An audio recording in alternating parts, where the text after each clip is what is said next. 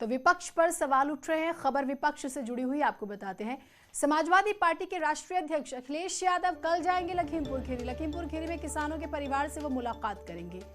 3 तारीख को ये खबर आती है। वो रात को जाने की कोशिश करते हैं, फिर ये होता है कि प्रशासन बैरिकेडिंग करता है, रोकता है, फिर वो सुबह निकलते हैं 9:10 पर। फिर आपने देखा कि किस तरह से प्रदर्शन हुआ, रोका गया और फिर वो धरने पर बैठते हैं और फिर वापस अपना धरना खत्म कर देते हैं। लेकिन अब खबर आ रही है क्योंकि सरकार की तरफ से इजाजत मिल गई है, तो अखिलेश यादव कल लखीमपुर खीरी जाएंगे परिवारों से मिलने के लिए।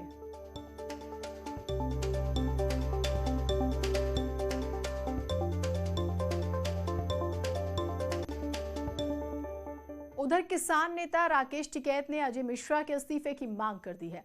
इससे पहले राकेश टिकैत की मौजूदगी में परिजनों की सभी मांगे प्रशासन ने मान ली थी। ADG law and order Prashant Kumar ने भरोसा भी दिलाया कि दोषियों को बख्शा नहीं जाएगा।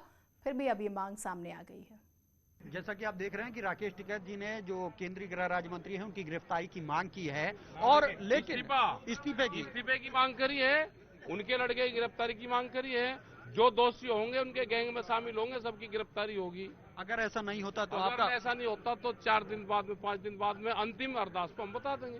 किसी भी कीमत पे दोषियों को बख्शा न जाए और पूरी पारदर्शी तरीके से कार्रवाई की जाए। जैसा कि विदित है कि 3 अक्टूबर को एक दुर्भाग्यपूर्ण घटना घटी जिसमें कुल 8 लोगों की मृत्यु हुई।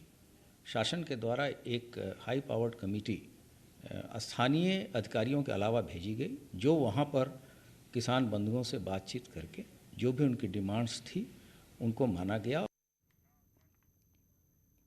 सीएम योगी चंदौली के दौरे पर थे। जिले को मेडिकल कॉलेज की बात करें तो 529 करोड़ की परियोजनाओं की सौगात दी, मेडिकल कॉलेज की सौगात दी। चंदौली में सभी को संबोधित करते हुए सीएम योगी ने विपक्ष पर भी प्रहार किया।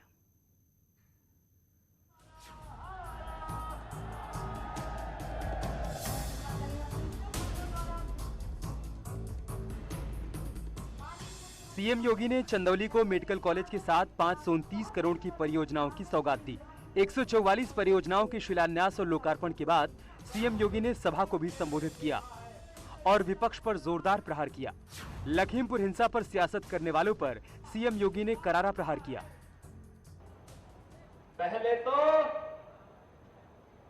एक पूर्व प्रधानमंत्री जी को कहना पड़ा था, गरीब के लिए 100 रुपया भेजते हैं, उस तक केवल 15 रुपया पहुंचता है। 85 रुपये कौन खा जाते थे? आज जो लोग आपके बीच में घड़ियाली आंसू बहाने का काम कर रहे हैं, यही लोग थे, यही लोग थे।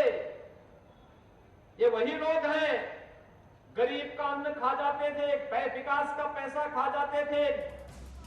प्रदेश में माफिया राज पर वार करते हुए सीएम योगी ने कहा कि सरकार जीरो टॉलरेंस की नीति पर चल रही है। किसी गरीब की संपत्ति पर, किसी व्यापारी की संपत्ति पर कब्जा करके जबरन करने का प्रयास किया तो हमने उसकी छाती पर बुलडोजर चलाने में भी कोई संकोच नहीं किया है।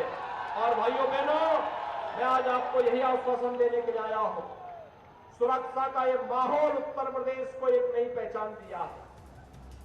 सीएम योगी ने विकास योजनाओं की सौगात देते हुए कहा कि 2017 से पहले जनता के पैसों की लूट होती थी।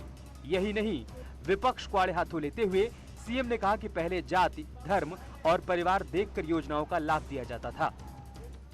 2004 से लेकर के 2017 के बीच में उत्तर प्रदेश की जनता ने उत्तर प्रदेश में शासन करने वाले राजनीतिक दलों के उस क्रूर चेहरे को देखा है, जिन लोगों ने उत्तर प्रदेश में शासन तो किया, जातीय खेमेबाजी तो की, लेकिन उत्तर प्रदेश में विकास नहीं किया, बल्कि स्वयं का विकास किया और विकास के पैसे को दंगाइयों को, अपराधियों को, पेशेवर माफियाओं को उनकी जेबों को भरने के लिए दे दिया।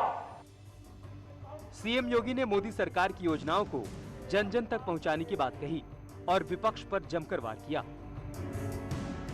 ये राशन का पैसा मोदी जी 2017 के पहले भी देते थे, लेकिन भाइयों बहनों 2017 के पहले राशन का पैसा तो चंद लोग खा जाते थे। सत्ता में जो लोग बैठते थे, राशन, गरीब का राशन खा जाते थे। केवल जाति के नाम पर समाज को बांटना, पर्वों और त्योहारों में दंगा करवा देना, बिजली से आम जनमानस को वंचित करवाना, विकास के कार्यों में बंदरबांट कर देना और आम जनमानस को कोई सुविधा न दे करके उसको उसके हाल में छोड़ देना, यही तो विपक्ष की पहली पहचान थी। चंदौली में सीएम योगी ने मेडिकल कॉलेज की सौगात दी और कहा कि 2022 तक प्रदेश के सभी 75 जिलों को मेडिकल कॉलेज मिल जाएगा। Bureau report, news 18।